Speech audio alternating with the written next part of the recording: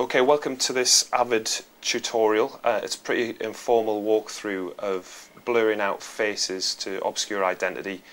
The first thing to do is create a new video track, because what we're going to do is effectively duplicate the video content so we can mask the top level and then have a clean version of the video running through. So if you right click and create a new video track around the timeline, and then you want to copy the track of video, which I'm just highlighting, Control C, pasting it and just dropping it over the other layer of video, and click this icon here so that we're just viewing the top level video content. To the naked eye nothing's changed because essentially you've got two identical video tracks running alongside one another. Okay, so the next step is to drop on a shape, an ellipse, because it's a kind of roughly corresponds to the shape of the person whose identity we're trying to obscure, in this case Tony Jeffries. And to do that I need to open the effects palette, which is on this purple button here in the super bin, or you can just select it from Tools, Effects Palette.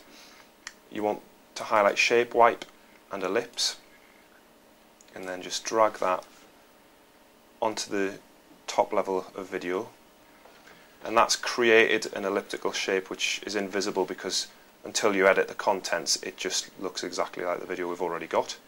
So to change those contents you need to double click that top layer of video, then you want to select Illusion FX, Crystal, and drag that onto the new layer of video, and you can see now that the ellipse has become apparent because the contents are affected by this kind of crystal effect. Clearly that's not in the right place, it's not the right shape, and I'm not happy with how pixelated it is because I think it's still pretty recognizable. So what I now need to do is edit the contents of this this ellipse. So I'm going to go to Tools, Effect Editor, and because I've got the right track of video highlighted, which is this this pixelation here, automatically I've got these parameters that I can change. So I can go from a sort of super fine effect up to super mad, basically.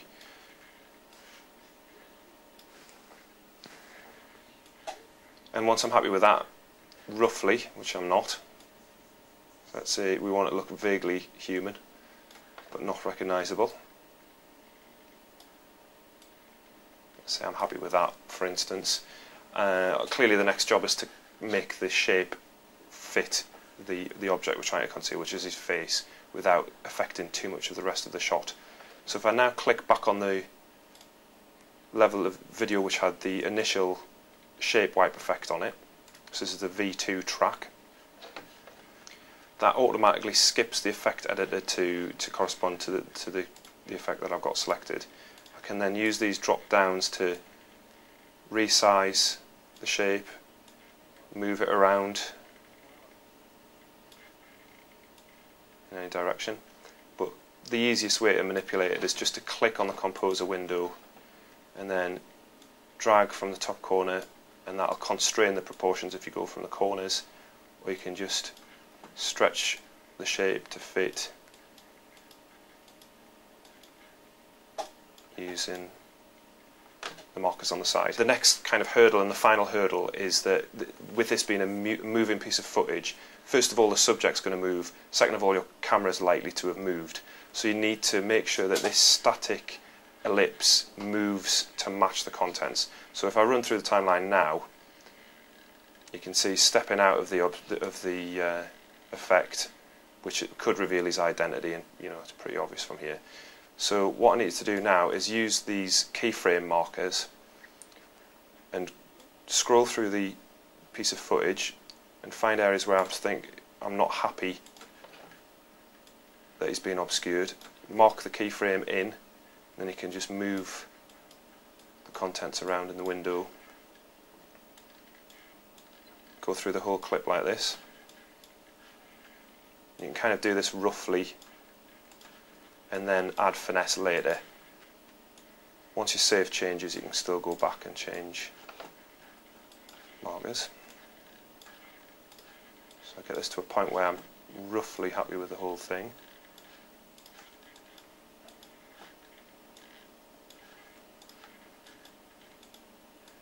If I now render that effect, I'll be able to see what it looks like. So just on the timeline, right clicking, render, and OK in that.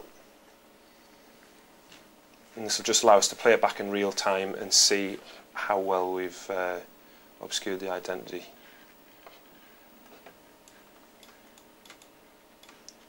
So taking it from the start, it's kind of rough around the edges, it just about gets the job done. If at any point I decide that I want to go back in and I'm not happy with, say, an ear poking out or something like that, select the V2 track, click on the effect editor. At that point I can mark in a new keyframe and add that, and I could just go at this until I was entirely happy. And then if you render the changes again,